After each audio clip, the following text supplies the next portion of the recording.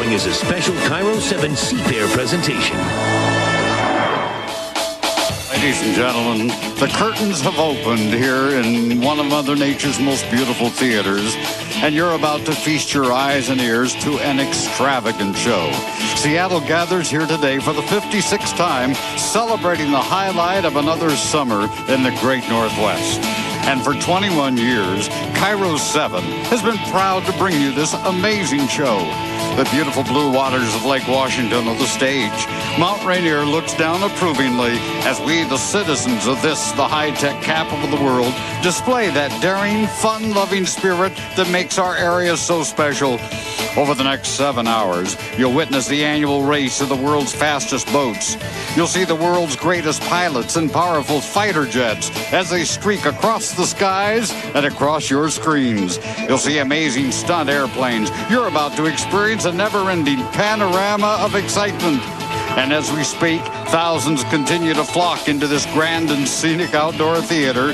Our cameras and broadcast team are ready to again present the longest live local television show in America, starring over a dozen 200-mile-an-hour unlimited hydroplanes, starring the Blue Angels. It's all coming to you right now as Cairo 7 presents the Chevrolet Cup at SEAFAIR.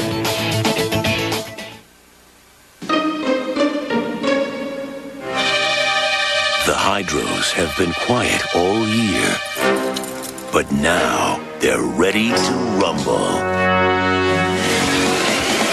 It's a Seattle summertime tradition. All the thrills and chills. Here they come. It's going to be close. The speed and excitement. Look at that motor. Oh, It's time for the 2006 Chevrolet Cup at SEAFAIR, and it starts right now.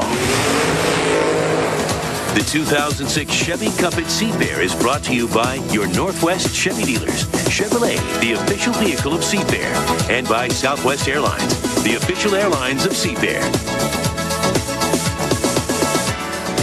The shores of Lake Washington on a warm summer morning provide the background. The stage is set on a watery amphitheater that has seen a host of champions for more than half a century. This is one of the biggest events in all of sports, and you have a front row seat for the entire day of fun and excitement. And hello again, everyone, from Stan Sayers Pits on the shores of Lake Washington. Steve Rabel reporting. Welcome to Cairo 7's day-long continuing coverage of the Chevrolet Cup here at SEAFAIR. And let us begin with a bit of an apology. We had a massive power hit down here in Stan Sayers Pits, and literally all the power was out, not only to our television, but to the PA system here. We had to get all that back up and get all our computers going before we could come back on the air. So we apologize for being a couple of minutes late, but we still will have a full day of racing. And join us. 300,000 of our friends are down here for the biggest garden party in all of the country.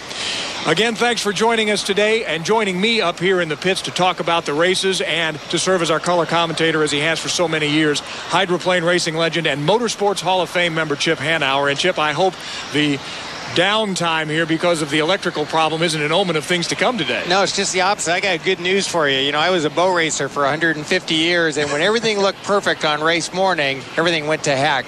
When things looked the darkest, that's when they ran really well. So everything's going to be just fine. And as the races go, what do you think about the competition? You have the boat to beat the Elam boat. There are a lot of other pretty good teams. Well, a really interesting thing has happened. When Budweiser left, they had a lot of great equipment. They had a lot of great people. That equipment and that people has been spread amongst a bunch of new teams with some new, young, aggressive drivers. It's going to be great. Just one of the storylines we'll be following today. That coming up, we have boat racing to boot and a lot of air show for you, so stand by.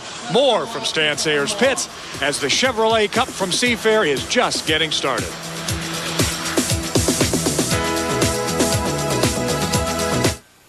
Hey, up, and get up. SEAFAIR. Oh, what? Oh, man.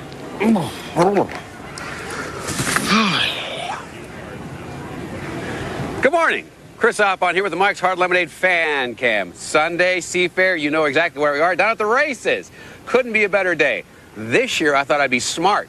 Get down here a little early so I don't have to deal with all the congested traffic in the morning. So I came down late last night.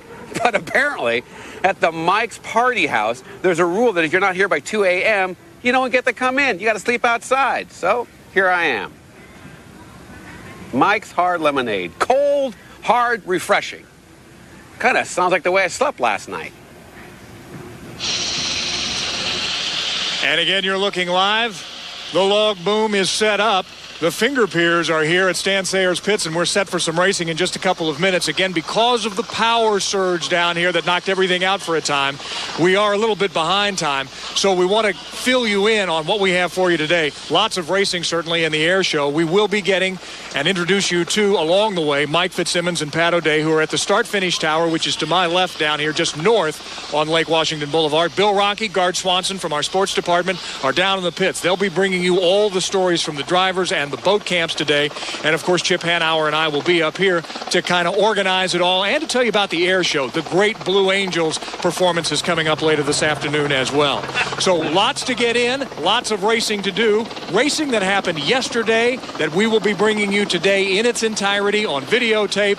So stand by. A full day here, the Chevrolet Cup at SEAFAIR. The fans are set. The boats are about to get wet, and you are ready at home for a day of action. And we've got it for you right here on Cairo 7. Don't go away.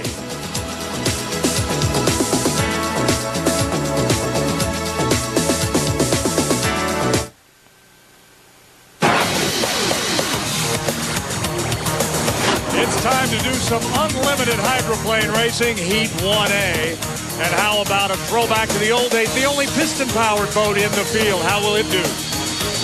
Thierret, the Gold Cup champ, the winner here a year ago. Can he do it again? And finally, J. Michael Kelly is going to be trailing, but at least he's got a boat on the water after a week ago. Those are your headlines. This is Heat 1A. Heat 1A of the Chevy Cup at SEAFAIR is brought to you by Southwest Airlines, the official airlines of SEAFAIR, and is presented for SEAFAIR by Graham Trucking. Drivers wanted at GrahamTrucking.com.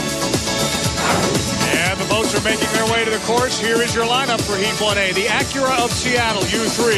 The FormulaBoats.com 2. There are two of those. Keep those straight today. Miss Car Pros, The Plumbing Joint, and Miss Beacon Plumbing. Todd Haas American Dream, and the trailer, the Acura of Bellevue. Taking a look out to the course, you see the boats are starting to get out there, warm themselves up a little bit on the cold waters of Lake Washington, but not choppy at all. A beautiful day for racing. Let's take a look at the drivers. With the only piston power in the field, the Acura of Seattle and Jimmy King.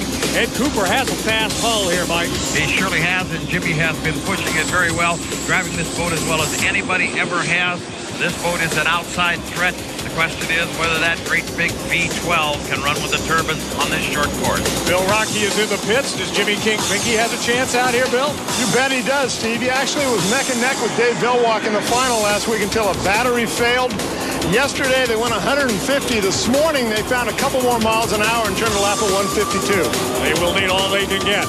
Mike Allen is in the Formula.com 2 boat, and he is a rookie, Chip. He's a rookie, first time to Seattle, but that boat should know its way around this race course all by itself because it's an old Budweiser hull.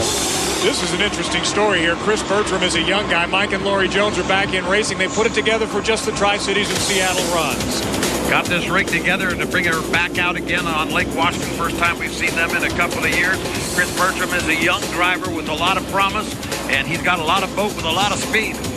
We talked about J. Michael Kelly in the Acura of Bellevue being the trailer boat. Chip, he's lucky he's got a boat on the water at all. Bad accident last week in Tri-Cities, but J. Michael Kelly might be the most gifted driver out here today. One of the two plumbing boats that we have in Kevin Aylesworth at the controls. The first year for this team using Dr. Ken Muscatel's boat from a year ago. And Kevin is stepping up to Unlimited from the Unlimited Lights. He was a hard threat in that class, and he is living out his dream as an Unlimited hydroplane driver.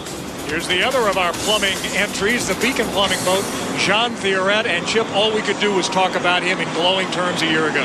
He's had a really rough year this year, lots of missed buoys or a lot of hit buoys, a lot of mistakes, but he had one great heat, and it happened to be the final heat of the Gold Cup. Bill Rocky, he likes this course here in Seattle, doesn't he? You bet he does, Steve. I just talked to him, and he really wants to win here again. He crashed in Evansville, and they've been trying to get the boat back to normal. One of the crew members told me it doesn't look as good, but it is a little faster right now. Virtually no wind on the course as Todd Haas, the American Dream boat with Greg Hopp. This is Fred Leland's team, Mike. This is probably the fastest of Leland's fleet out here. Greg Hopp has had some problems with the boat. Hasn't had a whole lot of time in it this year, but he's a guy who knows how to move his way around this Lake Washington race course. So look for him to come on strong. Very little wind today as we are approaching 1 minute to go as they now slow down to score up. 77 degrees warming up out here. And Pat O'Day, what a wonderful way to start. Isn't it great to have the Unlimiteds back on the water again? Oh, it is. And, you know, we've got Jimmy King in the Acura of Seattle and J. Michael Kelly in the Acura of Bellevue, Kevin Aylesworth in the plumbing joint, and Jean Theoret in the Beacon plumbing. So we're going to find out in Heat 1A which Acura dealer is going to give us the best deal and which plumber will be the quickest. When you want to call, that's for sure.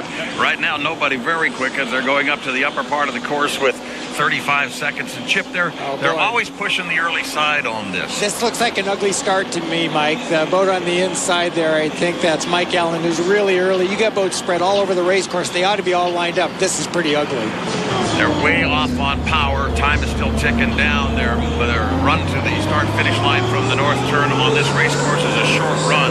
And these guys are just barely on plane to get there on the inside. It's going to be the Acura of Seattle, Jimmy King, but will he be able to throttle up fast enough to make a go of it? Theoret's coming along strong. Is he going to make it in time? Looks like he does. And that was a nice start for Theoret. Beautiful start. It doesn't get any better than that. Down into the first corner now. Everybody trying to get up to speed. Lots of boats going through that lower corner, but Theoret on the outside, getting a perfect start, gets himself out of trouble right away, and looks like somebody might have got pushed to the inside of the course. John Theoret was kind of cinching it up on everybody, and that stacked everybody up on the inside. He was on the verge of getting a call for that. Look at this race, Mike. Somebody's coming up on the inside. I think it's Mike Allen. That is Mike Allen. He's pushing hard in the FormulaBoats.com as they go into the upper turn for the first time of 3 around here at Pat O'Day. He is slamming that corner. Absolutely. What a great run so far. And coming off the exit buoy is John Theoret. Completing lap 1, he's got about a 175-foot lead over the Formula boat. And the Formula boat is not going to let go of them. They're coming on strong in third place. It's Acura of Seattle, Jimmy King, and the Todd Haas American Dream in fourth place out of the lower corner again, Chip. And Sean Theoret's got everything he can possibly be doing to try to keep this Formula boat from overtaking him. He does, and what he's got to remember is he's got to leave at least 5 boat lengths before you can come across here. You know, you can't cut somebody off. You've got to give him 5 boat lengths, and he doesn't have that yet. He does not, and the Formula boat, Mike Allen's going to push that rookie's going to try to come in a little bit harder this time. But it looks as though he has slipped to the outside now, and that's the kiss of death. He will not be able to overtake him. And at this point, Theoret now knows he owns this. If he can just keep it running, he comes down, gets the checkered flag at the end of lap number 2 for the Beacon Plumbing. Billy Shoemaker's yellow U-37, the historic number of the old Miss Seattle, Pat. Theoret is flying that boat, and Billy Shoemaker's on his way to the trailer for some blood pressure medicine.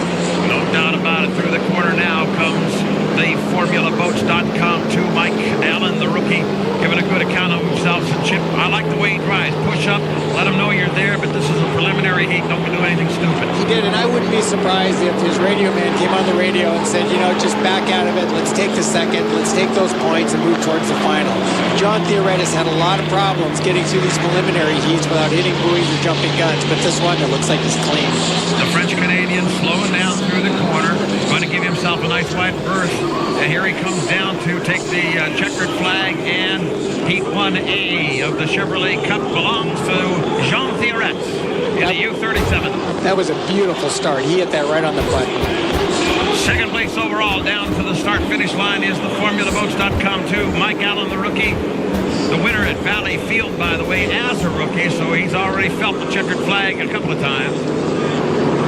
The other red boat, that's one right there. And that, of course, the Acura of Seattle, Jimmy King in that Allison-powered boat. He was still in the hunt, but not quite fast enough to wind it up with these other guys into that first corner. Look at this race coming in 4/5. It's going to be real close.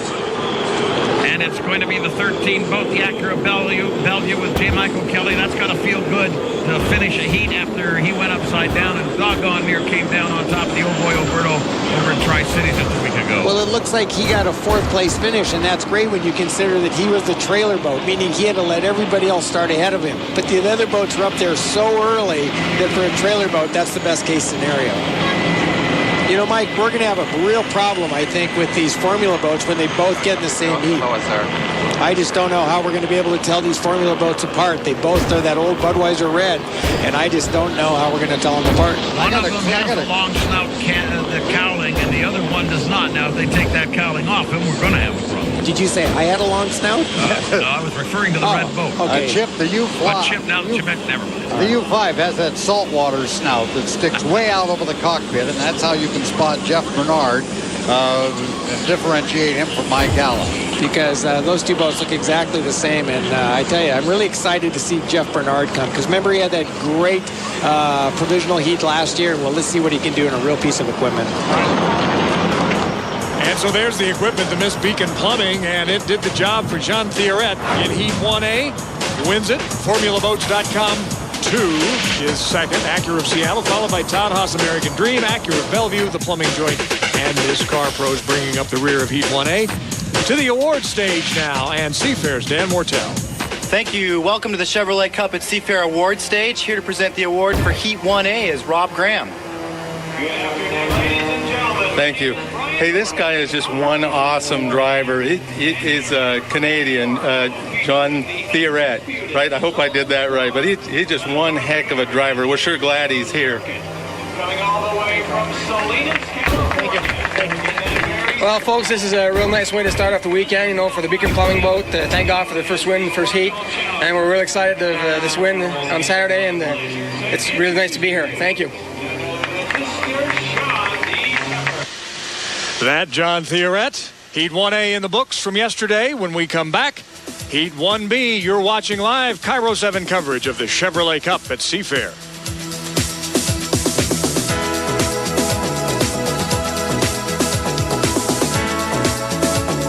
Heat 1A of the Chevy Cup at SEAFAIR has been brought to you by Southwest Airlines, the official airlines of SEAFAIR.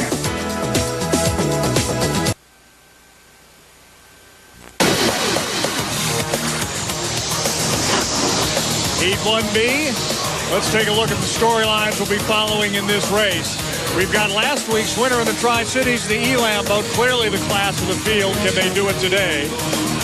The new driver in an old boat. It's the old Budweiser, Jeff Bernard at the controls, and your points leader, the man who stays out of trouble and just seems to score points, Steve David. All part of Heat 1B.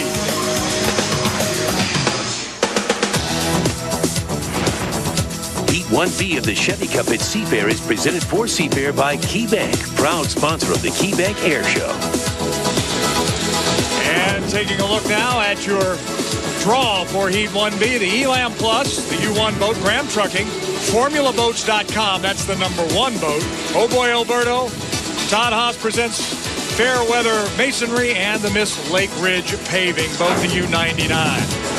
A little under 4 minutes to go before we go racing here in 1B, and the boats, as you can see, are just all over the place here at Lake Washington, the pleasure craft that is, while the hydroplanes are getting set to score up. Let's talk about the drivers. And at the top of the list is the guy, the winningest active driver, at least in unlimited hydroplane racing, Dave Villwock in the Elam, and simply, Michael, he is the boat to beat. Absolutely the boat to beat, and interesting, he may have telegraphed his early strategy by running timing starts out in the 6th lane today, which is the possibility that he wants to stay out of trouble. Everybody else is going to try to goad him into a boat race. Bill Rocky, you know Dave Villwock as well as anybody. He loves to win in Seattle. That's right, Steve, and last year he didn't, and he hasn't forgotten it. Nobody out here wants to win this more than he does. Dr. Ken Muscatel is in the Graham Trucking boat, the 2.25, and I always love saying this at least once every year, Chip, the world's fastest forensic psychologist. It doesn't matter whether you need psychoanalysis or a boat driven 200 miles an hour. The doctor is in. Here's that other Formula boat, the Formula.com #1, Jeff Bernard. He took over Mike when Mike Webber decided to retire. That's exactly right, and he steps up into one powerful racing boat, and I think that this young kid has got the stuff. The Oh Boy Alberto, Steve David, and as we said, Chip, he just tries to stay out of trouble, but he is the defending points champion. He doesn't win a lot of races, but he doesn't go pointless in any races either. He just keeps racking up points, and right now he's leading the driver's standings. Taking a look at the Todd Haas and the Fairweather Masonry, J.W. Myers at the controls. This guy qualified at over 150 miles an hour. This is a veteran whom I think is one of the best thinking drivers out there. Look for him to cause some trouble. And finally, the Lake Ridge paving boat, and quite a story here, Chip, with Terry Troxel recovering from a mild stroke the day after Christmas. Yeah, this is an amazing story, and Terry is still having problems with his speech of all things, but it doesn't seem to affect the way he drives the boat. Bill Rocky, you've been down in that pitch today, Lake Ridge Paving. How's Terry Troxel doing? He got into the boat with a big smile on his face. I just talked to one of his crew members. He said he's ready to go. He's excited to go, and we'll see how he does. Well, it may be a lot like riding a bike. You just don't fall off once you learn how to do it. A minute and a half before we're racing. The course is calm. The weather, again, continues to be just fabulous.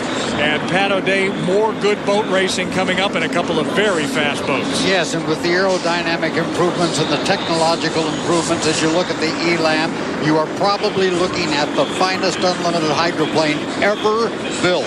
And driven by one of the great drivers of all time, Dave Villwock. He's the guy to beat in this heat. There's a couple of guys out there who know that too, Patrick, and they're going to hang with him. Both Steve David and JW. There you see the three of them. They're going to try to keep the Elam in their mirrors. They're trying to work with him. It looks as though Villwock is going to get lane number one. The other guys are going to try to stay with him, and I'm not quite sure he's going to get number one. JW has slipped inside and is trying to see if he can't pick that lane off. Yeah, just behind the Elam boat, which is the bright orange boat, there's a guy trying to get his nose up inside there, but I don't think Dave's going to let him in there. No, it doesn't look like it. It looks like JW is slipping back just a little bit. So it will be the Elam in lane number one. It looks like it's going to be the Oh Boy Alberto in the two-lane. Myers has decided to go out to three, it looks like. So that's where they'll try to score up here. Again, we're a little early on the upper side, Chip. Yeah, you know, and it's pretty hard to beat the Elam boat when he's got the inside lane. But again, this is a preliminary heat. No need to push it too hard. Troxel very wide on the outside. Going to make a start from the extreme outside. We're 8 seconds away from the start as we tick things down. You can see him coming at us. He may be a little early. Looks like Alberto. We got a start. It looks like it's legal. It looks like Steve David was the first guy across the line. He is in the center lower portion of your screen. An excellent start for the Oh Boy Alberto through the first quarter they go. JW right in there with him. JW Myers, the yellow boat. The Elam on the inside, pinching just a little bit, but there's boat speed to come down this back chute. Let's see if they've got it. It looks like JW Myers is going to pull out front now from the two-lane. What a great boat race we've got for 1, 2, 3, and 4 down there, Patrick. It's a dandy, and now J.W. Myers has that rooster tail lead over the Elam. He closed the door on him, and he did so right now. Look at him just kiss that exit buoy. Coming down to complete lap number one. Coming off that corner, some great driving by J.W. Myers. I told you this guy would be a troublemaker, and boy, isn't he. Uh-oh, bad news for the Elam. It looks like that Dave Villwock has fallen out of the race. You know, and I don't know if that was a mechanical or maybe somebody got in his way and got him wet, but that makes it really tough to not get not get points in the heat to make it to the final. But remember, he flipped the boat in the first heat last week and came back and won the final. Down the back chute, J.W. Myers is your leader, staying out of trouble out there. Steve David just outside of him on that reverse shot as you're looking across the Lake Washington racecourse, this Ted Jones racecourse. There's your leader, the bright yellow boat, J.W. Myers. Look at that on the outside. Look at Steve David come on the outside, Mike. Great dueling deck on deck through the upper corner. They get around the Elam. Whoa, they were very close. Very close. The Elam was trying to come back onto the race course, and J.W. Myers just got by his bow. There couldn't have been 2 feet there. They are neck and neck at the end of lap 2, side by side. Down into the lower corner one more time, and it's J.W. Myers who's got everything he could possibly imagine coming from that Oh Boy Alberto. And they are pushing a whole lot of water out there at this time. Dave Villwock has gotten restarted and is becoming a factor down there in that lower corner as the other boats try to get around him. JW up the back chute. Steve David is working him. He has a little more acceleration, and he zips right on by him. tell you, to go around a boat on the outside, you have to have far superior performance because that boat on the inside got a much shorter distance coming down to the wire. This is going to be a drag race. This is going to be beautiful. Through the middle portion of that upper turn, J.W. Myers on the inside. It is the Oh Boy Alberta with Stephen David on the outside, and they are going to see who has the fastest boat now. It looks like JW is going to hang on and win it by a boat length at the end of lap number 3. It is J.W. Myers across the line first. He got a better turn. He got a better last turn there, and that's what made the difference.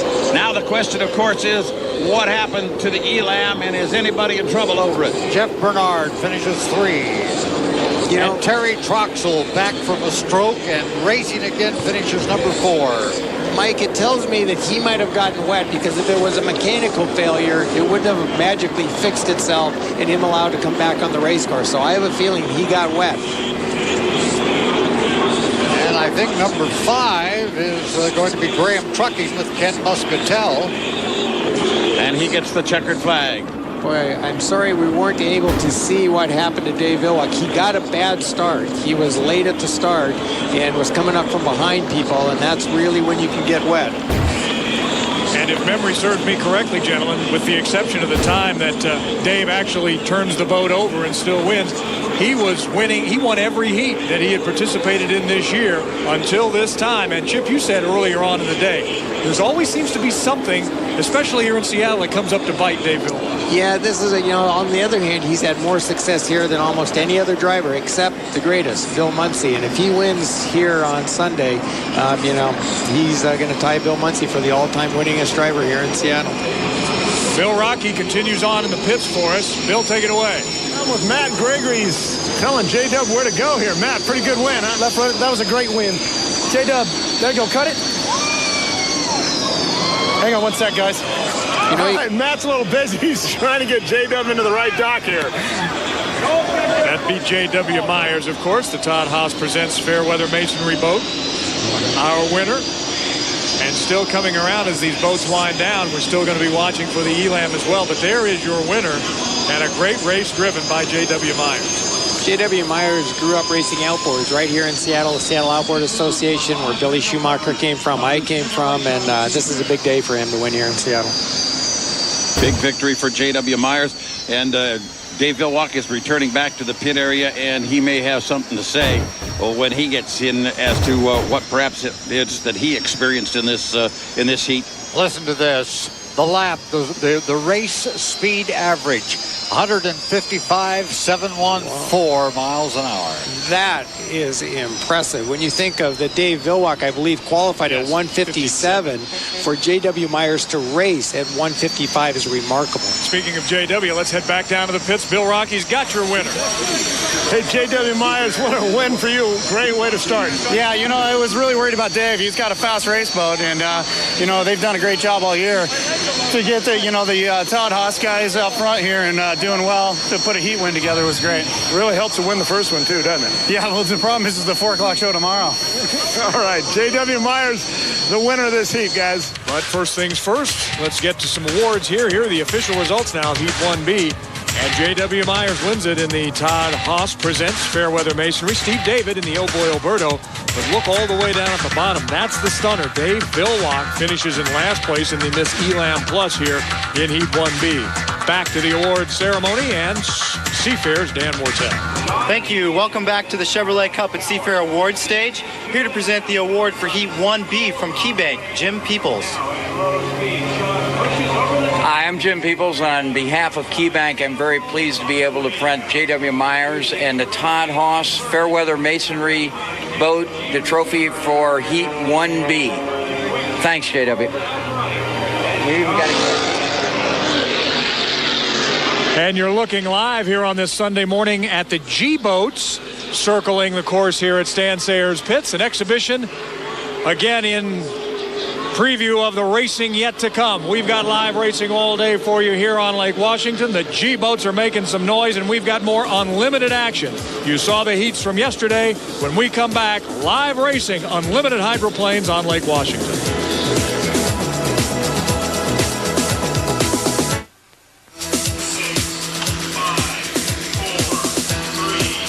And And once again, good morning, everybody. The G-Boats just finishing their exhibition out here on Lake Washington. They go about 140 miles an hour. And as Chip Hanauer was telling me, they are the look of things to come in unlimited hydroplane racing. So we'll look for more of these boats, and maybe not exhibitions, but actually races in the not-too-distant future. One of the men who would like to see these boats race for real to get that thunderbolt sound back into the business is our play-by-play man, the best in the business, Mike Fitzsimmons at the start-finish line. And Mike, give us your sense of the day, starting with the course conditions. Well, this Lake Washington Ted Jones race course is actually as calm and as soft as I've seen it in a long, long time. That doesn't mean necessarily that it's safe. This is a course over 56 years. As we all know, it has mood swings, and at any time can deliver some hard bangs to race boats not expecting it. Drivers very often have decided that everything was okay when it really wasn't. In the course of the day, we're going to change the dimension of the race course just a little bit here. What will happen is more boats will join the log boom. We're going to have a couple of wind shifts today, according to the Weather Service, and for a while we'll see some south wind, maybe even a northwest wind, and it may not be particularly strong, but as this comes to us, the effect that it has, the dynamic that it has on our race course is quite dramatic. It can change things just in a moment's notice. I watched the G-boats run out there. The churn of all those race boats out there as well will have an effect on this race course. And so the question becomes, what track do you get on Lake Washington today? And the answer is, wait a minute. All right, a pretty good answer, too. Let's find out what the drivers are thinking down there in the pits. First to Cairo 7 Sports Director Gard Swanson, who is standing by. What boats are you covering today, Gard? Well, I got all the Formula boats, of course. Those are the red ones, the former Miss Bud boats. I have the Miss Beacon Plumbing, the defending champ, as you mentioned earlier off the top of the show, Steve, and also this boat right here. You got to love this boat, and you got to love the crews that are surrounding the boats today, because the Acura of Bellevue have had all kinds of trouble this morning. They broke a bull nose last week in Tri-Cities, and then on the first test run today, they broke it again, and they've been working feverishly for the last couple of hours to get this boat in the water. They've had electrical problems. They had the crane break, but look, the boat's in the water, ready to go. Say what you will about these crews, but they are tough, and they work extra, extra hard, especially on race day. Bill Rocky also in the pits. What are the stories you're looking at, Bill? Steve, there's a lot of confidence over on this side of the pits. Over here, I've got Jimmy King in the Acura of Seattle and the Piston boat. They think they can win this thing. And just seconds ago, J.W. Myers came out, and instead of just walking in the boat, he high-fived every one of his crew members. They've got some confidence over here, and they think they can win this thing, too. Confidence is strong. A great run from J.W. and his team yesterday. Let's see what they can do as we get set to go racing again, this time live here on Sunday morning. And if you're just joining us, have another bagel. Fill up that coffee cup. Sit tight. Join us out here if you like. Watch on TV if you will. It is the Chevrolet Cup at SEAFAIR, and we've got live racing coming your way. Unlimited lights, Heat 2A and 2B in just a couple of minutes. And now, a driver profile brought to you by Papa Murphy's. When the 2005 season had ended, Dave Villwock had won 2 races and helped the Elstrom team to win its first ever national championship. A boat racer since the age of 16, he now has 52 career victories, including 5 Gold Cups. During his racing career, Villwock has driven some of the best equipment, including Pico American Dream, Miss Budweiser, and now the U1 Elstrom Elam Unlimited Hydroplane.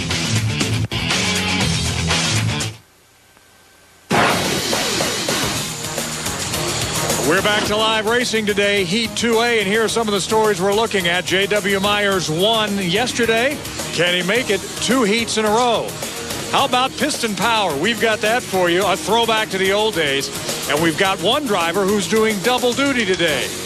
The Unlimited Lights and the Unlimiteds. He is one busy camper. That's Heat 2A.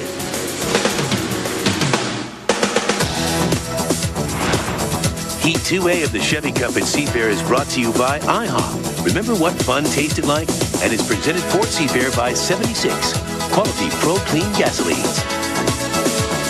Oh, we just can't wait to bring you live racing action. Here is the rundown for Heat 2A. Acura of Seattle, FormulaBoats.com. That's the number 2 boat. Haas presents Fairweather Masonry. Haas presents American Dream, Miss Car Pros, and Acura of Bellevue. And as we take a look at the course, just this side of 3 minutes, boats are already out there getting warmed up. on a lovely morning in Seattle. Here are the drivers who will be laying it on the line in Heat 2A, starting with Jimmy King in the Acura of Seattle boat, the only piston-powered boat today, Mike. Jimmy King's got the horsepower to do almost anything he wants out on this race course. The question is, can he position himself at the start to be able to have the options? In the Formula Boat 2.com, that is, Mike Allen has one of those old Bud boats, and those things seem to just be running better and better each day. They do, and there's no pressure on Mike Allen in this heat because he got a second in the first heat. So he just needs a second or third here, and he'll be fine. Well, here's the young guy who was so confident after yesterday's win, J.W. Myers, winning in 1B yesterday, Mike. Getting a little help this morning from Dixon Smith and some of the brain trust from the Miss Budweiser team, too. These guys are dead serious about winning this Chevy Cup. Bill Rocky, nobody knows how serious they are except you. You're down there next to them. They're really full of confidence. I just talked to Matt Gregory, one of their crew members. Again, the boat's running good. They like what they see, and they're confident that they can win another heat here. All right, Bill, here is that American Dream boat. Greg Hopp is at the controls, and he's the guy who's doing double duty today. Doing double duty, and he's in trouble here. I don't think he's got the boat to do it. The Miss Car Pros, Chris Bertram is a young driver, and he's just starting to get his pants, his seat wet, if you will, Mike. He is, but he's learning an awful lot, and he's got an awful good team to be working with, to be learning. The U9 team, Mike Jones, Laurie Jones' team, is a veteran organization there, and they're going to teach him what he needs, and there's good communication there. All right, and we talked about the Acura Bellevue yesterday. J. Michael Kelly, lucky to get that boat on the water, Chip. J. Michael Kelly's got his hands full here. He finished 5th yesterday, so he really needs a win here, and everything's been going hard for him since last weekend. Garden, do they have that boat fixed? Do they feel confident? Yeah, barely. They got out of the blocks a little bit late. Just a couple of minutes ago, they're finally on the water, and I did talk to J. Michael Kelly just a couple of minutes ago, and he said the biggest race today is going to be keeping this boat on the water. We'll find out what happens. And that Acura Bellevue boat does not have radio communications, we just found out. Here they come, scoring up. Pat, it's a beautiful sight. It doesn't get any better than this. We've got a rock festival with rooster tails ready to get underway here on Lake Washington. This is going to be a dandy heat. I'm anxious to see how Jimmy King does with his piston engine boat. Everybody kind of still roots for that power plant to win something here. They do indeed. Ordinarily, the score-up buoy is the entrance pin to the upper turn. It will be the exit pin today, the exit pin. And so they are coming to the score-up position. It looks like Greg Hopp is going to have that inside line in the Todd Haas American Dream. That's the blue and white boat inside. It looks like breaking on through is the Formula.com, and in the third lane, it is going to be J.W. Myers outside. It's the Allison-powered Acura Seattle. They're going to hit the line perfectly. That's the nicest start we've seen so far at the Chevrolet Cup at SEAFAIR, and they rocket down into that first corner, and it is the piston boat and the turbine boat striking each other as they come through that corner, and now we got 4 abreast. That's about as pretty a turn as you'll ever see, Chip Hanauer. Greg Hopp's doing what he's got to do because he's got to win this heat to have a chance to get in the final, in my opinion, and there he is on the inside right where he needs to be. But on the far outside, look at the acceleration being demonstrated by that Acura of Seattle. Jimmy King is handling the course. They're all going to catch up to him, though, as they go into that corner. And once again, we have a crowd in turn number 2 at speed as they come around. Everybody holding on to their lanes. Jimmy King on the outside. On the inside, Greg Hopp in the Acura of Bellevue, or excuse me, the Todd Haas American Dream, the blue boat. And once again, down to the start-finish line they come. 3-4 abreast as they come by, Pat. And that's that piston-powered, Allison-powered boat that's out in front, the U3 with Jimmy King from Detroit. Chip in your turn. Mike, it looks like a start all over again. They were lined up perfectly at the start line, just like a start, and that was like first lap. As you said yesterday, Chip, driving from the outside and keeping the speed and the pace from the outside is difficult at best, but with this Allison boat, he's able to do it. But how is he going to be able to come across and take advantage of these other fellows? He's going to have to do it from the outside on a brute horsepower. Well, the guy that's got to try the hardest is that blue boat on the inside right there. That's Greg Hopp, because he's got to win, and he doesn't have the equipment, but he's got the shorter distance to go. And this is going to be great, Mike. Meanwhile, the FormulaBoats.com, that's the other red boat there in the center of your screen, is having a heck of a race also. And both the red boats as well as that stripe in red, white, and blue are just side by side again. And even the 13 boat has come up. Even the Acura Bellevue is into the game now. I tell you, Mike, you can go to a lot of unlimited hydroplane races and not see a heat this good. I don't know how many lead changes there's been. Off the exit pin now, Jimmy King is in second place. It's the Formula.com out front at this point. And Jimmy is not going to let go. He's going to try to draw them clear into this corner. Pat O'Day's going to be horsepower. Turbine versus Allison. Greg Hopp's dropped back into third, but it's Jimmy King and the U7. Big Formula boats, and they're side by side. Here they come to the exit buoy. I've got to interrupt you. This boat right there has a one-lap penalty. Jimmy King knows it, and it doesn't make any difference because he's going to make it physically a first-place finish. Checkered goes to the U3 Acura of Seattle, Jimmy King. The 100 boat also has a penalty on it. He has finished across the line third place, but he is not third place. In fact, it's going to be the white boat. Well, maybe it's not. Maybe the possibility of the Acura Bellevue will do it, and he does. He nosed him out. J. Michael Kelly gets it done. So J. Michael Kelly, they put that boat in the water at the last minute. They've been working on it all night. He grabs the third place, it looks like. I really didn't see a whole lot that they need to call on. To me, from where, I sit, I don't see everything. It looked like a really clean four-boat race. So I'm kind of disappointed that there is calls in that. The official position was a bearing out in the lower corner when all four were together in lap 2, Chip. That's where the penalty occurred, and that's simply a failure to hold a lane. I saw that. They shoved Jimmy King quite a bit to the outside. They did do that, yep.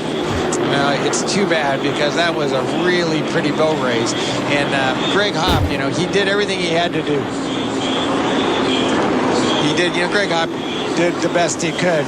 He didn't have the best equipment out there. And when you don't have the best equipment, you got to go up the inside. So as far as Greg Hopp, he did the best he could. Chip, where it happened is, and it was obscured from your vision, just as they entered the first turn on the second lap, that's when they shoved Jimmy to the outside. Later on, they sorted it out, but that was the point of the infraction, I'm sure. But I think the real message here, gentlemen, is the fact that Allison boat ran literally in the 3 and 4 lane the whole way around and beat everybody, every one of the turbines from that position. That's impressive. There's just a whole bunch of us that wanted to see that happen. That's true, isn't it?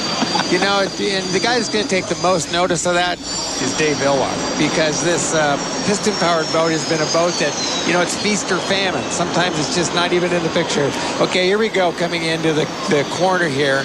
Greg Hopp does a great job on the inside, holding his inside lane.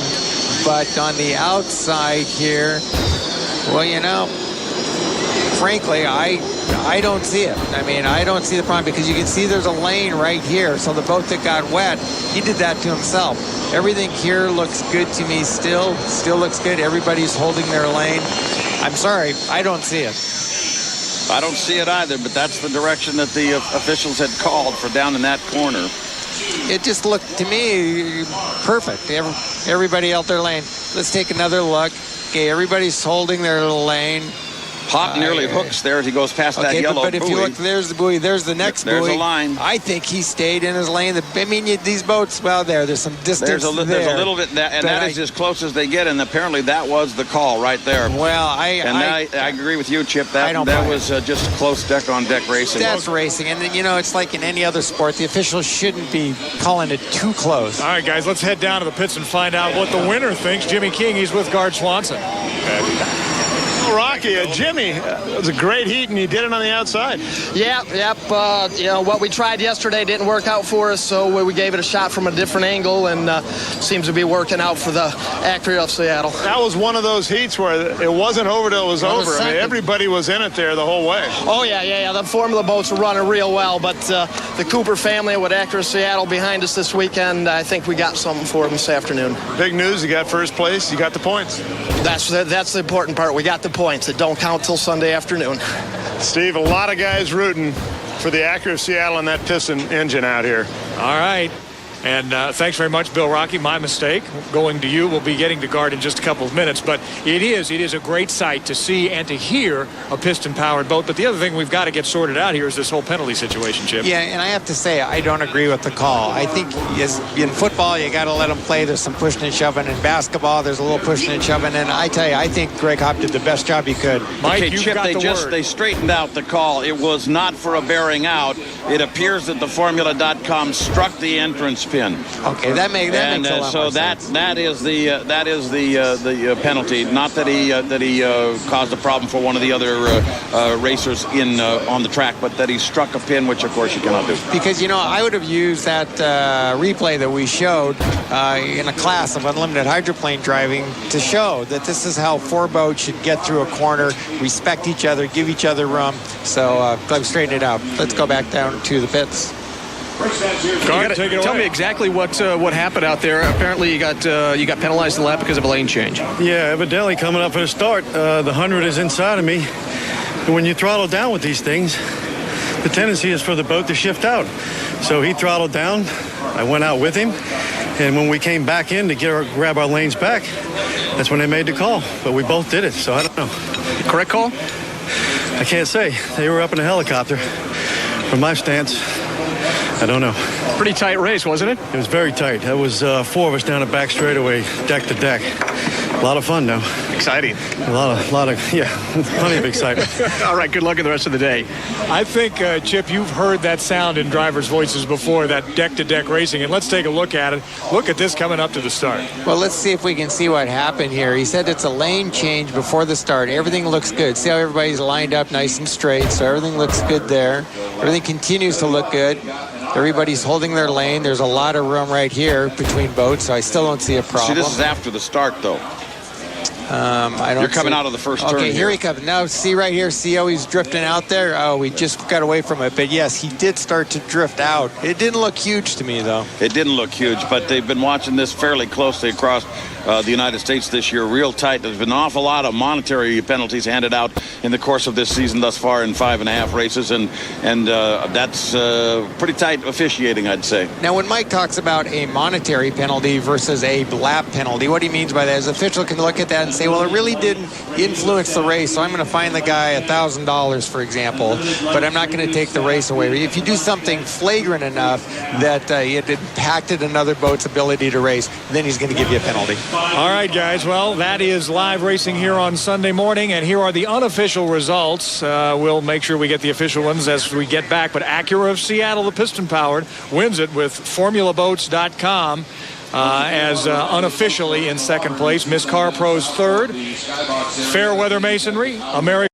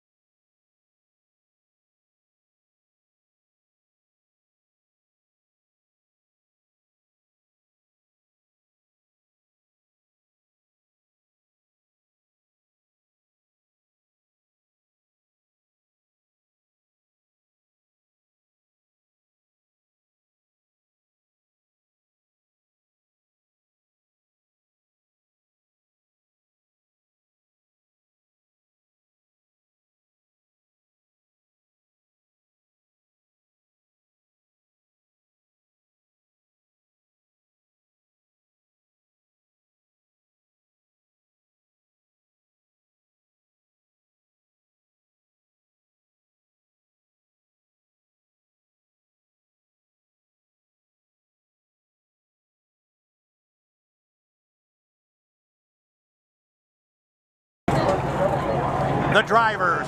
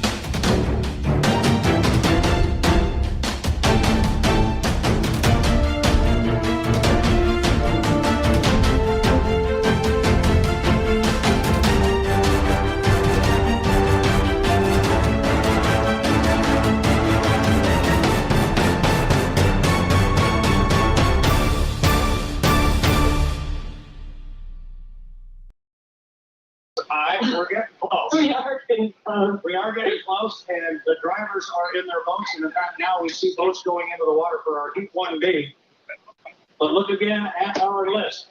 We have an 8-boat field here this weekend. We have 4 of them set to go here in our Heat 1A, presented by Grand Trucking. U1 is Home Street. U11 Reliable Diamond Tool presents J&D's. The 99.9 Carstar Powered Miss Rock. And the 1918 Roberto Beef Jerky, Shane Thompson Salmon Fix. All right, we saw Roberto go out earlier today. They had commissions yesterday. They actually launched a prop off that boat. If you go to the H1 and if you go to the SEAFAIR app, you can see a live onboard video of that. So make sure you go onto the H1 Unlimited app on your phone, along with the SEAFAIR app on your phone to watch a live. You can actually see the clock come off of the back and hit the back there. It's kind of an interesting video. I saw it yesterday, and I also saw the wing about an hour ago. It looked like a wave in the water, and a shark came up and took a bite out of it. These props are, I say this before, but these props are very expensive. They're anywhere from $15,000 to $20,000 for each one of these props. If you go to some of these colors, you're going to see 2 different props. Each prop is meant for a gear prop ratio that we were talking about, and these props are different for each single race. Every race has their style. This race is a driver stay in one of the most roughest waters that they will run all season long. It always is that way, and it's because of those parallel rollers that come off of the log boom, because the boats go up the backstretch, their waves go against the log boom, and then they come back, and then they're running parallel to the line of travel of the hydroplane, and if the sponsies fall in, it can be difficult. Then you come down the front straightaway we have right here behind us. If we didn't have that shield behind us, we would be feeling the wind out of what they call the Genesee Gap. And there is a wind tunnel that blows right across the top of the pit area and right into the front chute here as they approach and set up for turn 1. You don't see it on the water, but it is there. So the conditions on the front straightaway are very different than they are on the back straightaway. It gets rougher up at the north end because of that thing we call floating bridge up there. This is probably the easiest corner that they've got down here at the south end of the race course, but that's the one they have to go in 4 wide. So it is a very treacherous race course. It's a difficult one for the teams to set their boats up for. But they're the best in the business. That's why they're here. That's why they race at the unlimited level. And that is why they test all day long. We saw a lot of boats going out testing Friday and Saturday because they're checking out to see exactly what they need to do for their gear box prop ratio. And we are just getting so excited, and I'm excited that we're going to be having the first race of the 2018 Albert Lee SEAFAIR. We're going to be heading these H1 by unlimited hydroplanes out on the water. You're going to see speeds of over 200 miles per hour.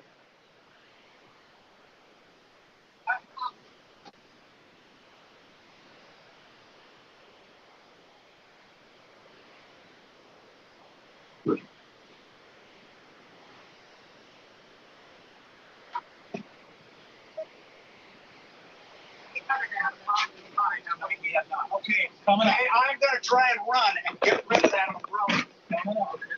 What umbrella? Oh, yeah, that one that's blocking lane 1, 2, and 3. Yeah, I'm sure to take it down. So, is their signal going back to the It will once I caught it up. Yeah. I mean, Okay, I can fire up. Yeah. I might as well tell them that Dan will just give you the play-by-play feed on. So, Dave, once again, while we're getting ready for the start, make sure you grab your phones and go onto the H1 Unlimited. Also, go onto the SEAFAIR and download their app. This will give you all of the future schedule for the weekend, gives you the weather, gives you our traffic reports. That is the SEAFAIR app on your phone, along with the H1 Unlimited Hydroplane app.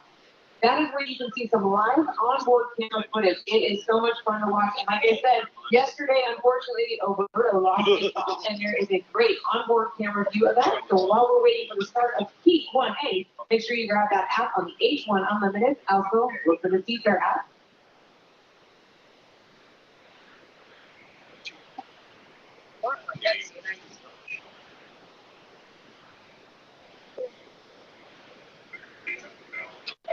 Last touch, that's not good, Don. My last one. Guess I'm gonna have to change it out for a silver bullet. What do you think? Worth it. Right? I know exactly where I'm going. Hopefully they will tell everybody not to take off their. That's right. This is a family show. I mean, they're like, don't even bring up that word. Gary had Brad had any luck. Umbrella moved. It looks like it's still up. I don't think they moved it. Still up. Still up, Bradley. Probably told them no. Take a short drive up along here. Did they tell you no? What? Did they tell you no? No, they'll do it. Oh. I said when the boats hit the water. This is Alberta. I didn't think you had me by this. You are a really sharp young lady and you figured it out. You would have offered. Oh, you figured wrong here, Mike. Yes, I did. Oh my goodness. Plus, you also know me and my chatterbox is always going to get by the Thank them publicly. Stand by. Stand by.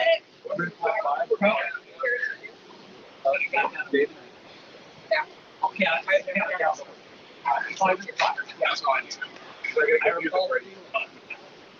But when we did the second name started with these guys, start procedure, I was like, what do they do? A what?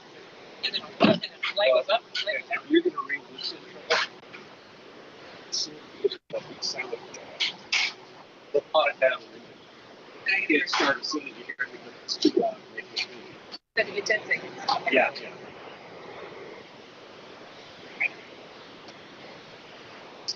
Just out of curiosity, what are we waiting for? When to come up? When to come up? We're already come up. See that umbrella? If the wind comes up anymore, you won't have to worry about them taking it down. Mother Nature will take it down for you. Integrate yourself. Yeah. See how far you go. Right. Maybe it'll jump up there and go onto one of those. Okay, what we want to do, once we get to 5 and 5, we get into it. We want to walk through the start procedure. No, we're not. Walk through the start procedure. We have all these procedures. 4, 3, 2, 1. March 5 to the 5. Yay! 10 minutes. Okay, for our second time here, we are inside 5 minutes to the 5-minute gun. Or Gary just add those together. We're inside 10 minutes. But Jay Brewer, this is what I know you and I have waited for all day long. This is the big boats. These are the world's fastest race boats. And as many boat races as we have had here on this glorious Ted Jones race course, there are still people here today that are still wondering what is all of the fuss about and what really is going to happen.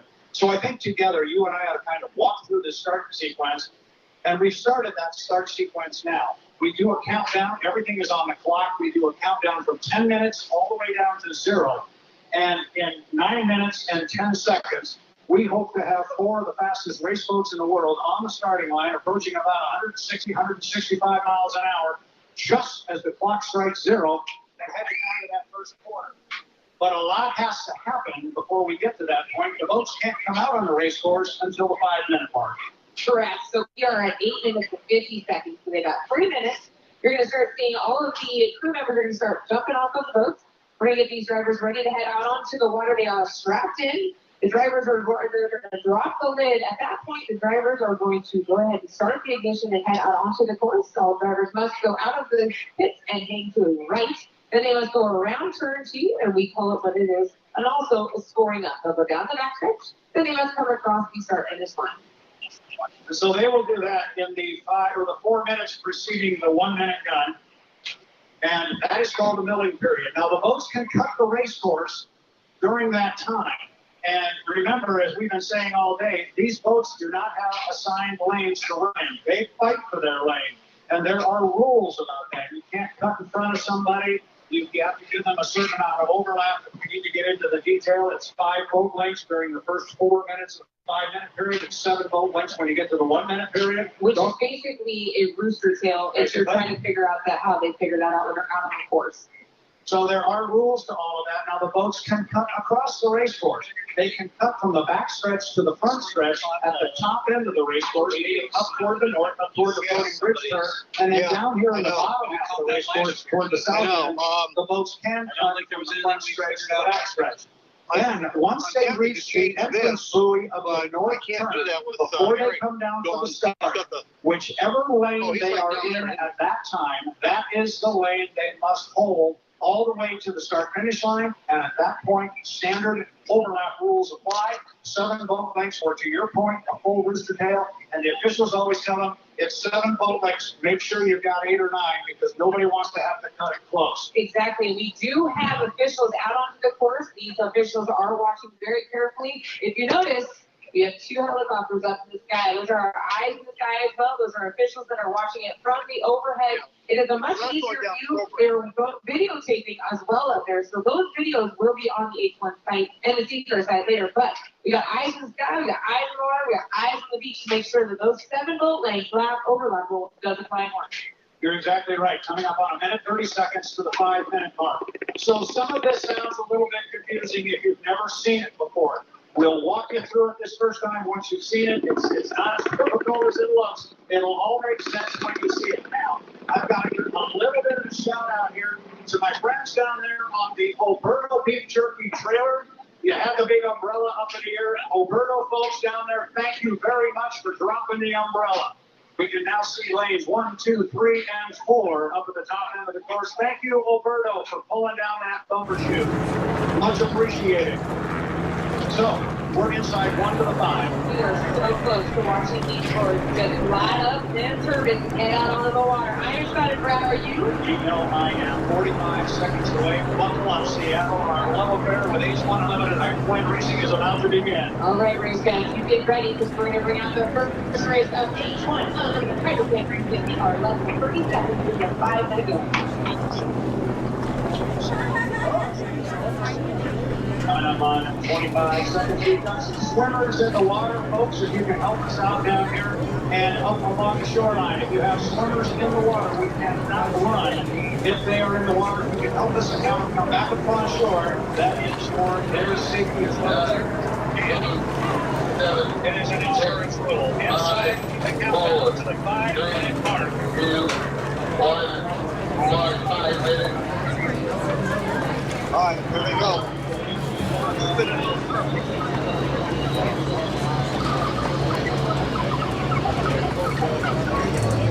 All right, that's your 5 minute time, and now it's time to go. $10 can help fund powerful ads to reach undecided voters nationwide. $10 can help open field offices. In the water, and the baby blue, Miss Hope Street, Tuesday. In that bright yellow, reliable nursing school, JC Combo, number 11.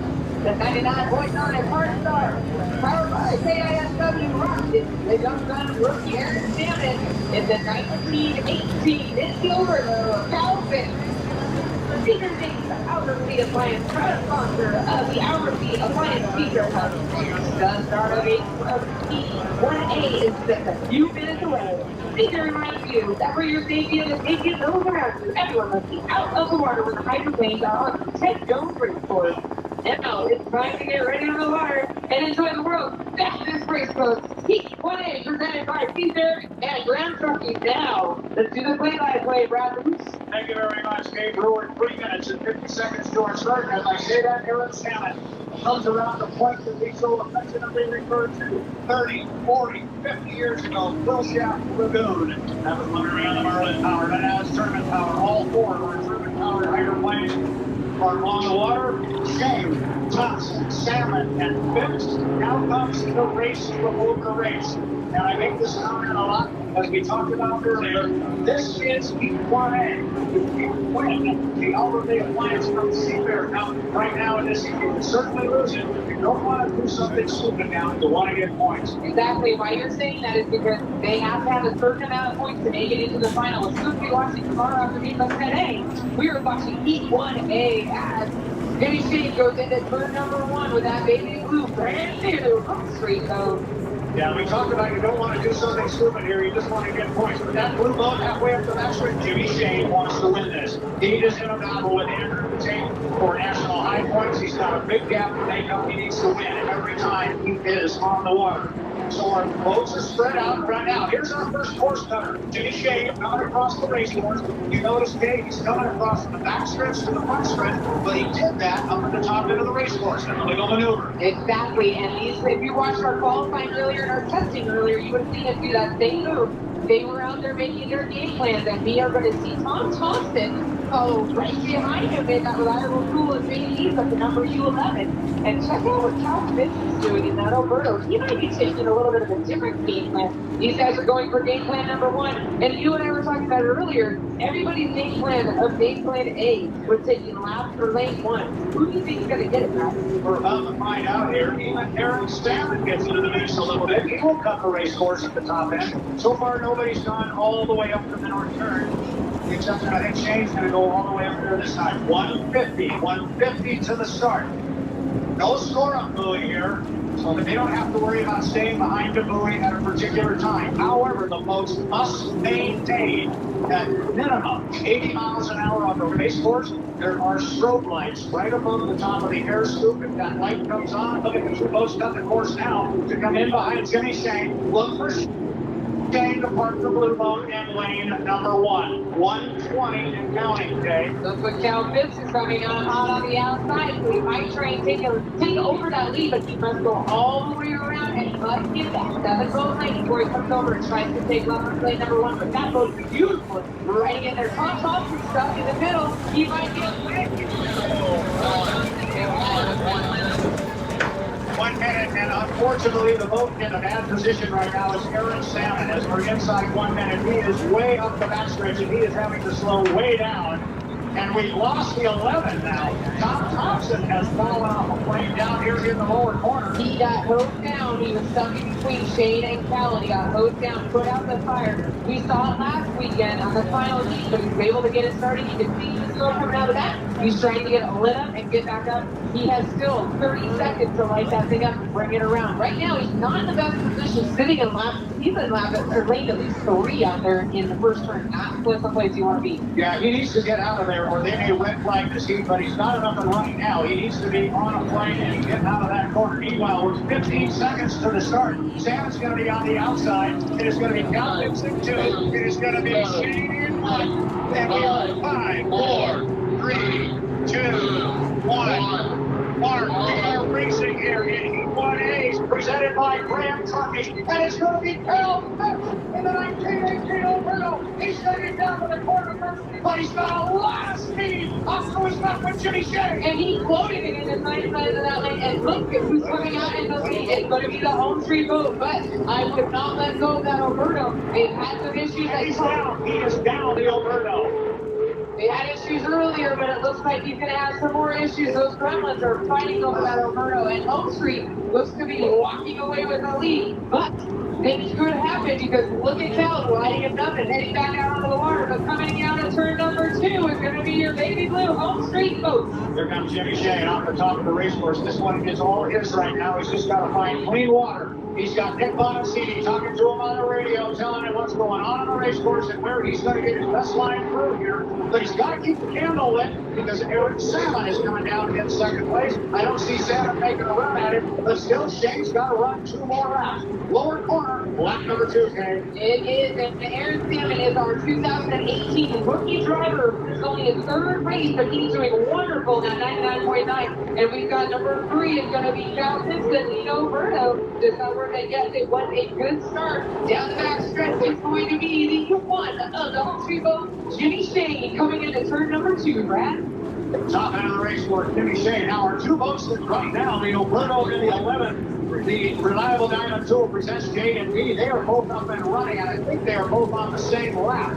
And so I think we've got the Reliable Diamond Tool trying to run down the Oberto, but it's going to be a tall order. Meanwhile, here comes Jimmy Shane to put 2 in a book. The start was good. He'll pick up a white flag. That means 1 more to go. And this is going to be an easy feat of Odyssey. If you're going to get one here at the 2018 Albert Lee Appliance Company SEAFAIR, Jimmy's just got to keep the candle lit, okay? He does, and this is a brand new boat, hot out of the box. First heat ever being ran by the H1, or the H1 of the home street boat. This is their first time. In second place is going to be Aaron Salmon, and in third place is Neil Murdoch. He got fifth and in fourth. Forgot Reliable Tool. They are trying to chase down Cal Fish. Only got about 3/4 of a lap, and your leader going down into turn number 2 for the lap time of Heat 1A in the home straight track. Jimmy Shane, top end of the race course. He is to the apex. He is to the exit. And slides out to about lane number 2. And he will come down and take first place. He'll pick up 400 points here. Mission of this heat, get a win, get 400. Check the box. Mission has been accomplished. And the boat now wins its first heat of competition. Second place appears to go to Aaron Salmon. He picks up a checkered flag. We're going to look at the flags a little bit. And it appears that we are getting a checkered flag also for the Oberto. He will come down, and the checkered flag is remaining for Tom Thompson. So it looks like, despite boats going off plane, going dead in the water, getting too early up the backstretch, we're going to have 4 boats start getting and 4 boats finish. It was a good run for the home street. You know, they wanted that first win. It's like I said, this was their first actual physical running heat with that brand new boat, and that was a great heat that he had. We're going to have to watch some of these first to see exactly what happened to Tom Thompson before the race to see if there was any. So like you said, we're going to check the box, Brad. What that means is all of these boats have basically like a black box. I'm hearing a radio. That will gauge how much fuel they use. We'll see whenever these boats come back onto the dock, they're going to see a person jump on the dock, they're going to grab that box, and that point they'll check out and make sure that they don't have any what we call fuel violation. And they get disqualified for that. And they also check the wind too. And the N2 violations. Two different violations, but you don't want to see any of these boats. Two-way radio. So, once again, just to go through the lineup, we have our heat winner is the home street boat of H1. And in second place at 99.9 Carter Star. In third place, UC Alberto 19.9. And in fourth place, Tom Thompson with Reliable Diamond Tool Baby. All right, they'll find their way back to the center, and Aaron Salmon's going to come back. He's got to feel pretty good about that because he picked up a solid second place finish. He was very early on the start, but he was able to apparently, and everything is unofficial at this point, but apparently was able to parlay at least 2 a second place finish based on the unfortunate circumstances that bestowed the 11 and the 19. So a lot to sort out when the boats come back. I am not sure what happened to Calvin, but it was a good thing to see him pick it back up and go around saying 4. Now, Thompson still 4 started, 4 finished.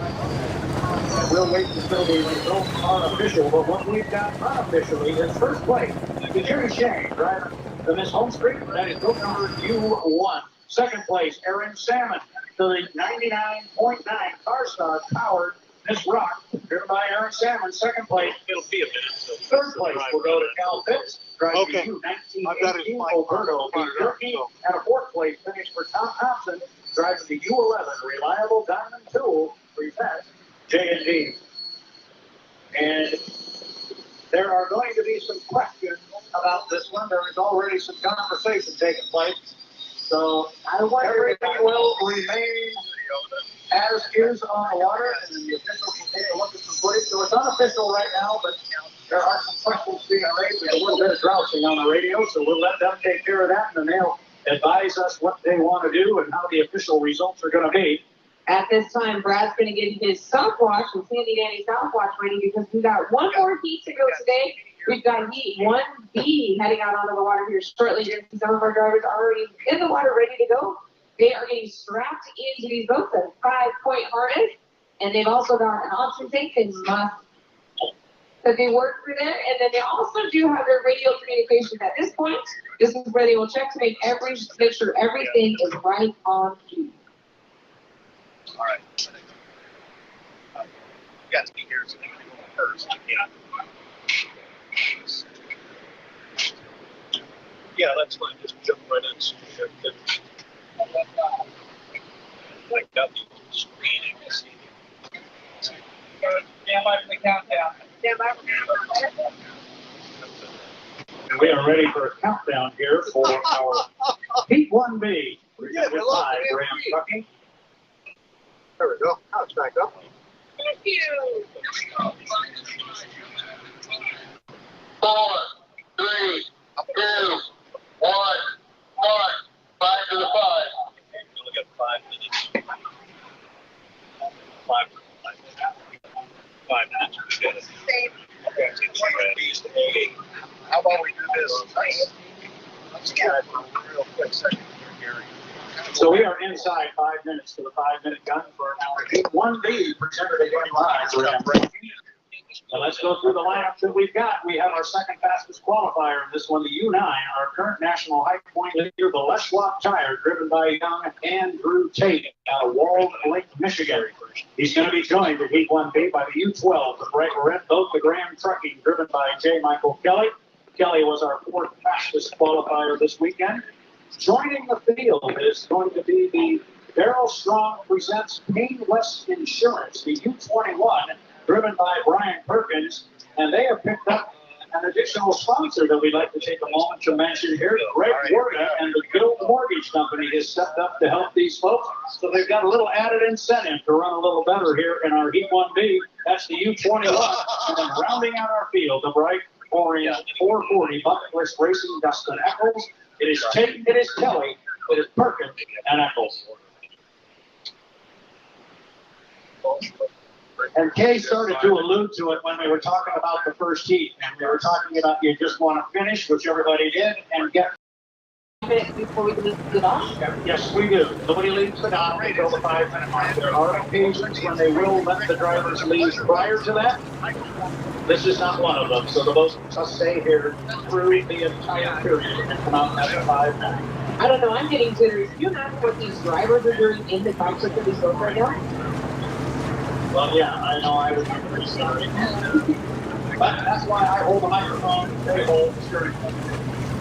So looking at our boats, they are all in the water. The only one that got wet in front of us, the 50, well, I got 2 of them. I couldn't see the 21 there, the Darrell Strong, presents Team West Insurance. Good team Brian Perkins is right on the other side of J. Michael Kelly, but we've got those 2 boats on this side. Tate is at the top of the finnery behind the truck, and we've got the bucket list racing on the west side. Coming up on 20 seconds to the 5-minute mark. You're going to see the lids are going to start dropping, and that's when the crews are going to jump off the boat, go over off of the dock. Pretty soon, we're going to see these boats. 8, 7, 6, You're ready. 5, 4, 3, 2, 1. 5 minutes. 3.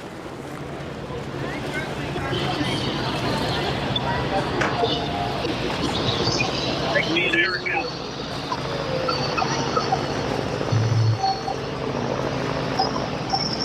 Once again, folks, that's your 5-minute gun, and now it's time to go boat racing. Here is the World Heat 1B, presented by SEAFAIR and Graham Trucking. In the number 9, your high-point leader, Andrew Tate, is the Les Schwab Tire. In that bright red boat, Graham Trucking, ready. Michael Kelly. In the 21, Paint West Insurance, Brian Perkins. In that bright orange, the bucket list racing 440, Dustin Eccles. SEAFAIR thanks Hourly Appliance, proud sponsor of the Hourly Appliance Fever Cup. The start of Heat 1B is just underway in a few minutes. SEAFAIR reminds you that for your safety and the safety around you, everyone must get out of the water while the high schools are on the 10-zone race course. Now, it's time to get out of the water and enjoy some of the world's fastest race boats as we go on to Heat 1B presented by SEAFAIR Ground Trucking, Brad Booth. Thank you very much, Gabe. We're 3 minutes and 50 seconds from the start of our Heat 1B presented by Graham Trucking. All four of our race boats are out on the water. And I'm hoping we get a little bit better start sequence than we did on the last one, Kay. That one, as you know, that was one that we called kind of ragged. It was, but there were some issues over here at turn number 2. These drivers are all doing their maneuvers, and we're seeing an early cut-in. It looks to be like Brian Perkins, first one to cut across the course. Yeah, Brian comes from front to back. That's the first time we've seen that. These are all those timing runs we talked about this morning and over the weekend. They want to be at a certain stop on the race course at a certain point in time. That doesn't mean just 15 seconds before the start. Oh, yeah, they want to do that. But they've also got a 2-minute mark, a 3-minute mark, and that 3-minute mark is where they want to be in about 4 seconds because we're coming up to 3 minutes right now, mark.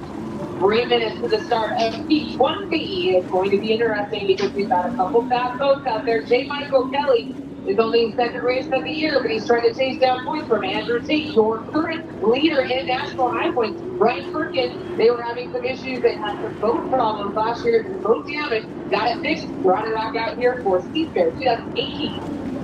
And everybody cut the north end of the race course off that time. Keep an eye on Kelly here. He would have, if he wanted to jump to the backstretch right now, he'd have an opportunity. Yeah, there he goes. He's going to jump over there and get in front of everybody. Well, you could see that one coming. Everybody was going to the lower corner. Now, we've still got a long way to go. We're 2:20 till the start. There is a lot of things that are going to happen between there. We talked about lead changes, but this is what you call the race before the race.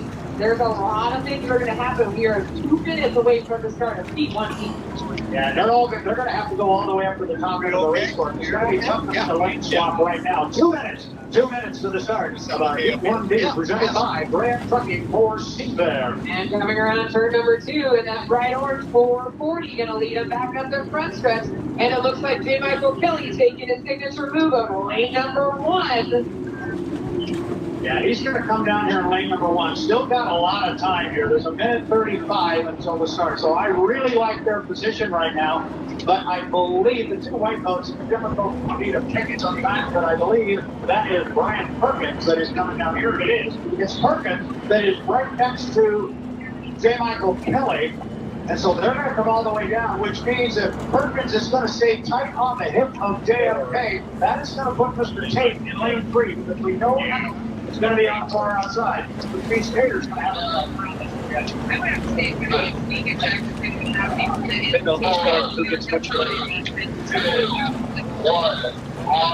One minute. We are at 1 minute, and the boats will start up the backstretch. It is Kelly in 1. It is Perkins in 2. We are going to assume that Tate will squeeze the U9 into lane number 3. I don't think Perkins is going to leave the door open and allow Tate to get into lane 2, and I am sure Kelly is not going to let Tater into lane 1. No, he's known for taking lane number 1, but we know Andrew Tate, he's about to try. He is your leader, but Andrew Tate, coming back from the back of the pad, I have a feeling we have a game plan going on because look at the 3 boats in the lead. I'm not sure where he thinks he's going to squeeze in there. Oh, he's going to get into lane 3. There's going to be room there. But the guys ahead of him are early. There's still 20 seconds. And so he's going to sit back there and slingshot it now. Look at the rooster tail come up on the 9. Andrew Tate is able to put his foot down before the other guys because he's further away from the starting line. We're 10 seconds until the start. Going to be a good-looking 4-boat start coming down. We are 5, 3, 2, 1. Mark, and we are racing here in Heat 1B, presented by Graham Trucking. And it's going to be Brian Perkins getting out here.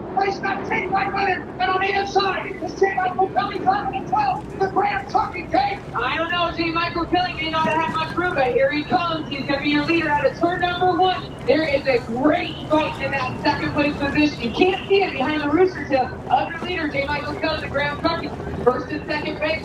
first place, J. Michael Kelly, but bring them around turn number 2 because I can't see them over 200 miles an hour. They're going into turn number 2, Brad. It was a good start. In second place on the outside, that is the 9. That is the Les Schwab with Andrew Tate. Perkins has fallen back a little bit. There's Tate. He is on the outside. It's Kelly the leader as they come off the top end of the race course. They'll put down one foot in the book. It is J. Michael Kelly in 1. It is Andrew Tate, and they are literally tied together. Tate started to fly them out, and the police went down. This is as good as it gets. Kelly's staying there here first. Tate is 2 moments back. These two have been driving side by side for quite a few years, and we know J. Michael Kelly's able to hold on that inside lane, but Andrew Tate, as you said, was floating down the backstretch, and he lost a lot of ground. I'm not sure what happened behind the rooster tail. J. Michael Kelly, turn number 2, but look at J. Michael Kelly just walking away with the lead, going into turn number 2, Brad.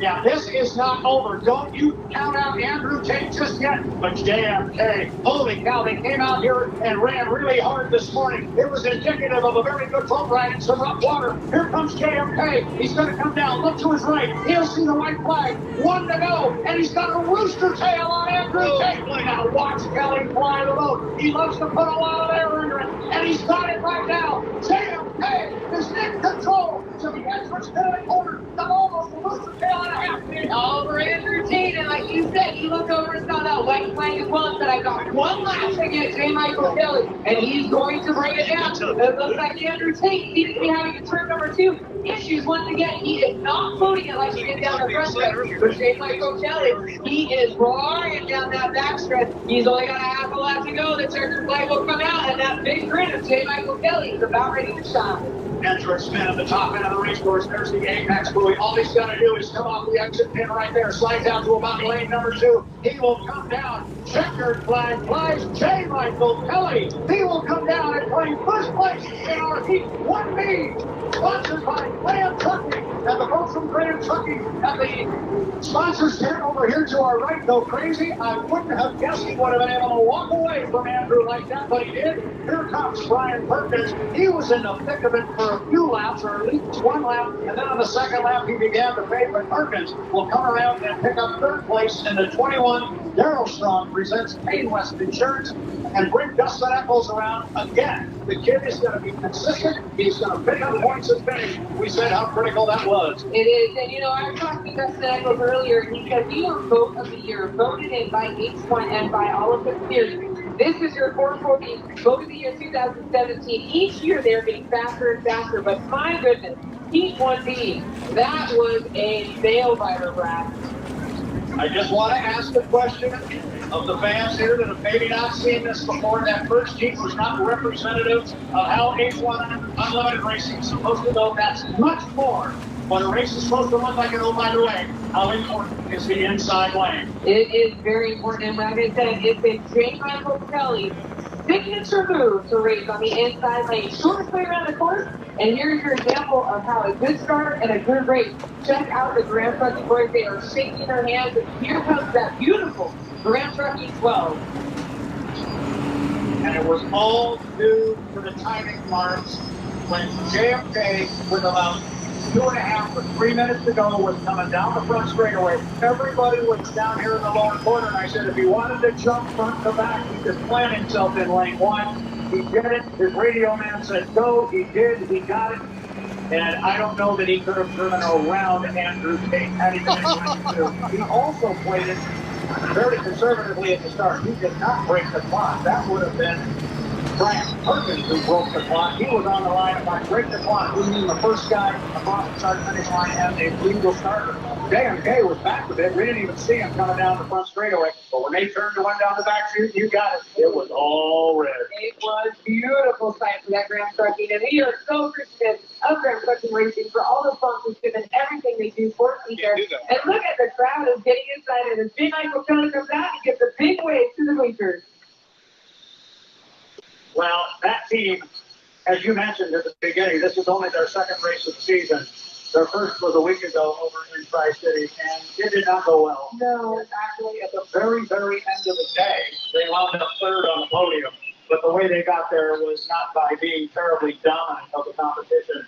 So they did get there. They did have a very good weekend in the end, but I know they came here with a lot to prove, and they have a long, long way to go. But that was a big step. That was a great race by J. Michael Kelly versus Andrew Tate. Two amazing veteran drivers. And, you know, big thumbs up to you, Graham Trucking. That was a great job, J. Michael Kelly.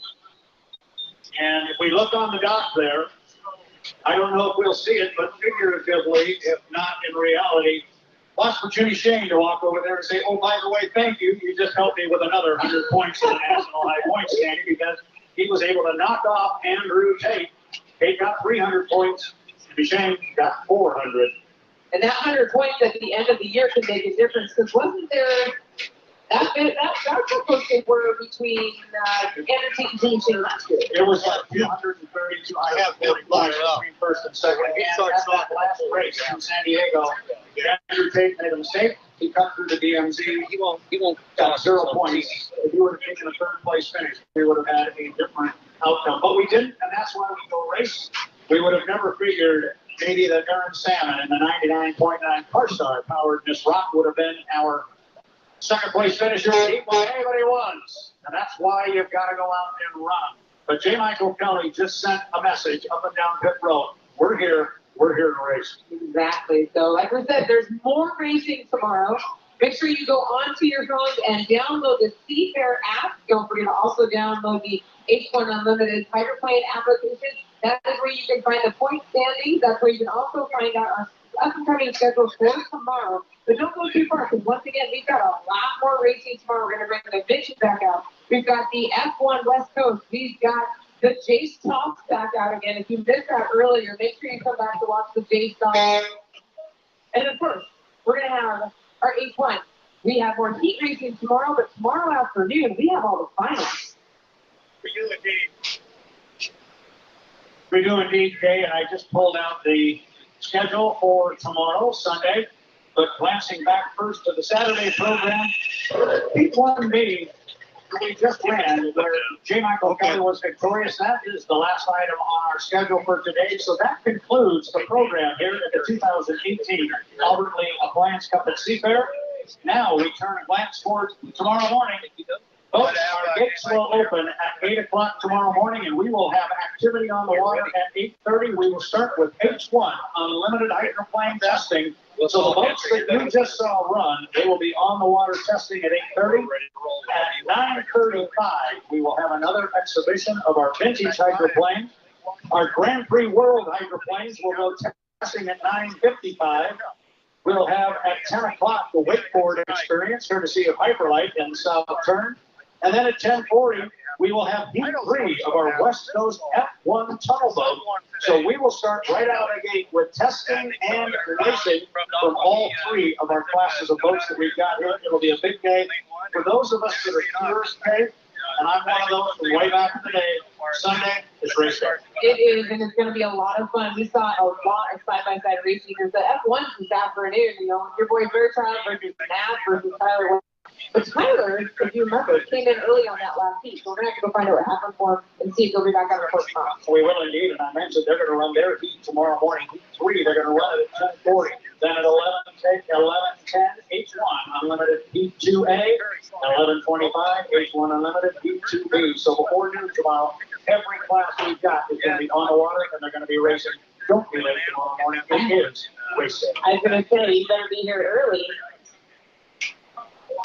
All right, so that is going to do it. For those of us here up on the tower, we've had a long day. You've had a long day. Thank you. Those who are still with us, thank you. Those who stuck around and came here all day. I think it was a beautiful day, representative of the Pacific Northwest. It was day 2 of 3 at the 2018 Albert Lee Appliance Cup at SEAFAIR. My name is Brad Luce. I want to thank Kay Brewer for all her work, and certainly Kim Porcel, our producer. She is the one standing to my right, or sitting to my right. She is the one that makes Kay and I look good, and that was a full-time job that keeps us straight. Jim, I've got what time? You need the drivers for a draw. I don't know what, Jim, I'm sorry. Either that or you're trying to tell me what time chapel service is in the morning.